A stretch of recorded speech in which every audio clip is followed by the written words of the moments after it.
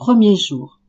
La Reine du Ciel, dans le royaume de la volonté divine, le premier pas de la volonté divine dans la conception immaculée de la Maman du Ciel. L'âme à sa Reine immaculée. Ô très douce Maman, me voici prosternée devant toi. Aujourd'hui, c'est le premier jour du mois de mai qui t'est consacré, le mois où tous tes enfants veulent t'offrir leur petit sacrifice pour te prouver leur amour et pour engager ton amour à les aimer. Je te vois descendant de la céleste patrie, suivi d'une cohorte d'anges, pour recevoir de tes enfants ces belles roses, ces humbles violettes ou ces lys très purs, et puis les échanger contre tes sourires pleins d'amour, tes grâces et tes bénédictions, en serrant sur ton sein maternel les présents de tes enfants. Tu les portes jusqu'au ciel pour les conserver comme gages et couronnes à la fin de leur vie. Maman du ciel, au milieu de tout ce monde, moi qui suis la plus petite et la plus pauvre de tes enfants, je veux venir jusqu'en ton sein maternel pour t'apporter non pas des fleurs et des roses, mais un soleil chaque jour. Mais il faut pour cela que la maman aide sa fille en lui donnant de célestes leçons. Elle doit lui apprendre comment former ces soleils divins pour lui offrir l'hommage le plus beau et l'amour le plus pur. Chère maman, tu as compris ce que veut ta fille. Je veux que tu m'apprennes à vivre la volonté divine. Et moi, en transformant chaque jour, selon tes enseignements, mes actes et mon être tout entier en divine volonté, je pourrai enfermer dans ton cœur de mère tous mes actes changés en soleil. Leçon de la Reine du Ciel. Fille bénie, ta prière a touché mon cœur de mère, et m'arrachant au ciel, me voici déjà auprès de ma fille pour lui donner mes célestes leçons. Regarde-moi, ma fille. Des anges par milliers m'entourent, et, pleins de respect, attendent tous de m'entendre parler de ce fiat divin, dont je possède la source plus que toute personne au monde, et dont je connais les secrets admirables, les joies inépuisables, l'indescriptible bonheur et la valeur inestimable. Et m'entendre appeler par ma fille, parce qu'elle veut recevoir mes leçons sur la volonté divine, voilà qui m'est le plus grand bonheur, voilà qui me cause la joie la plus pure, et si tu écoutes bien mes leçons, je serai comblée d'être ta maman. Oh, comme je rêve d'avoir une telle fille qui veuille vivre tout entière dans la volonté de Dieu. Dis-moi, ma fille, me donneras-tu cette joie? Tu vas donc m'offrir ton cœur, ta volonté, toute ta personne entre mes mains maternelles, afin de préparer, de disposer, de fortifier ton être, de faire en toi le vide de tout, afin que je puisse te remplir tout entière de la lumière de la volonté divine, pour former en toi sa vie divine. Pour cela, pose ta tête sur le cœur de ta maman du ciel, et écoute-moi bien, afin que mes sublimes leçons te poussent à ne jamais faire ta volonté propre, mais à toujours accomplir celle de Dieu.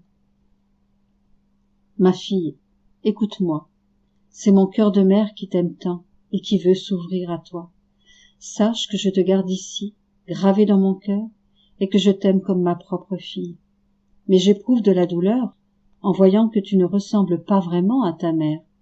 Et sais-tu ce qui fait la différence entre nous? Ah, c'est ta volonté.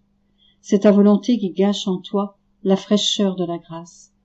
Ta volonté encore qui flétrit la beauté qui captive ton Créateur. Ta volonté qui anéantit cette force qui te permettrait de tout dépasser et de tout supporter. C'est elle encore qui éteint l'amour qui brûle tout.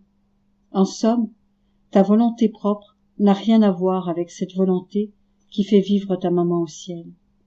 Tu dois savoir que je n'ai eu de volonté humaine que pour l'offrir en sacrifice à mon Créateur.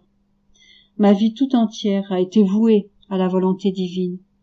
Dès le premier instant de ma conception, je fus formée, réchauffée et placée dans sa lumière, qui purifia par sa puissance mon germe humain, de telle sorte que je fus conçue sans le péché originel. Si ma conception fut exempte de taches et si glorieuse qu'elle devint l'honneur de la Sainte Famille, c'est seulement parce que le fiat tout-puissant s'est répandu sur mon germe et que je fus conçue toute pure et toute sainte.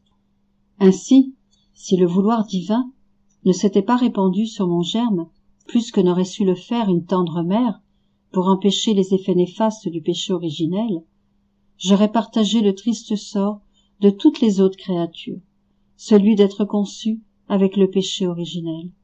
Ainsi donc, la cause première de mon état n'est entièrement due qu'à la volonté divine. C'est à elle, et à elle seule, que reviennent mon honneur, ma gloire et mon action de grâce d'avoir été conçu sans la tâche originelle. Maintenant, fille de mon cœur, écoute bien ta maman. Mets de côté ta volonté humaine. Contente-toi de mourir plutôt que de lui concéder le moindre souffle de vie. Ta maman du ciel aurait préféré 1000 fois mourir plutôt que de s'accorder un seul acte de sa volonté propre. Ne veux-tu pas m'imiter? Ah, si tu sacrifies ta volonté en l'honneur de ton Créateur, le vouloir divin fera le premier pas dans ton âme, et tu te sentiras enveloppé d'une aura céleste, purifiée et réchauffée, de sorte que tu sentiras s'anéantir en toi les germes de tes passions, tandis que tu seras disposé à faire tes premiers pas dans le royaume de la volonté divine. Fais donc bien attention. Si tu m'écoutes fidèlement, je te guiderai, je te conduirai par la main sur les voies infinies du fiat divin, je te mettrai à l'abri sous mon manteau d'azur, et tu seras mon honneur, ma gloire, ma victoire, et la tienne aussi. Sacrifice. Aujourd'hui, pour m'honorer, dès le matin et dans toutes tes actions, tu m'abandonneras ta volonté entre mes mains en me disant « Maman, offre toi-même le sacrifice de ma volonté à mon Créateur. » Oraison jaculatoire. Maman, renferme la volonté divine dans mon âme, afin qu'elle y occupe la première place, y établisse son trône et y fasse sa demeure.